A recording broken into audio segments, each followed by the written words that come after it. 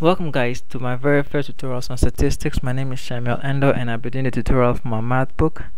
In these tutorials I'm going to define what statistics is, and then I'm going to go ahead and give several examples that's going to help us to understand it. Now before we do that, I'm going to go ahead and put a comment here, knowing that we have to know other things before we start to define what statistics is, and that brings up the knowledge to the first thing I want to talk about today, which is data. Data is the information we get from doing a couple of things. Like when we do counting, we get some data. When we do some measurement, we get some data. When we do we do response, that I don't know how to explain it, but we get data from that. And finally, when we have an observation, we get data from that. Let me go ahead and give several examples. Counting could be counting the number of people in a classroom. Measurement could be measuring distance, measuring so let me just go ahead and write them. Counting could be number of people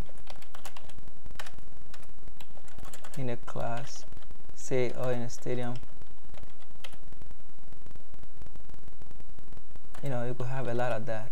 And then measurement could be something that we get, like, you know, you have miles. You can measure miles. You could measure in grams. You could measure in cubic centimeters. You could measure an area. You could measure volume. So you could generate millions and millions of data from doing all that.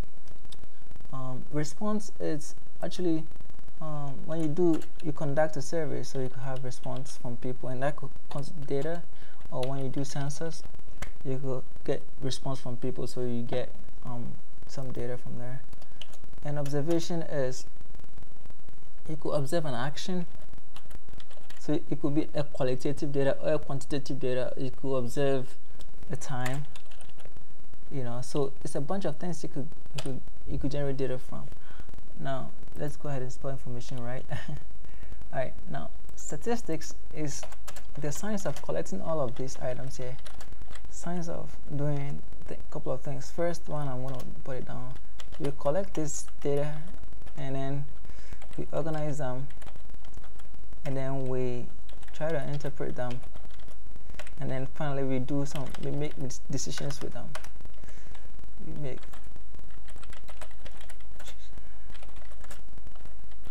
Now, why we even study statistics? Because when we have all this information, we'll be able to make decisions with them. So businesses or large corporations won't have statistical data to make decisions. So they have to collect all this data and then organize them, interpret them, and they go ahead and know what their bottom line is going to look like in the following year and do some forecasting.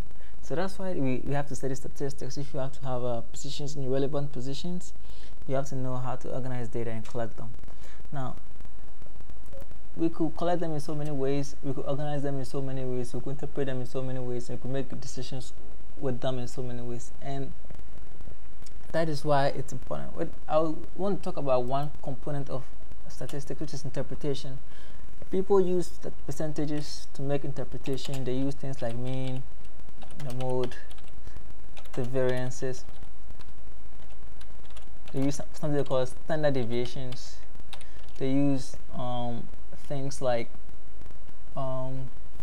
averages,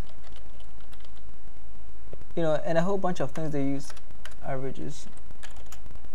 They use a whole bunch of you know, tools to make interpretations. And so when you have those tools, or you have, we'll talk about that later, errors, error handlings, we call them errors.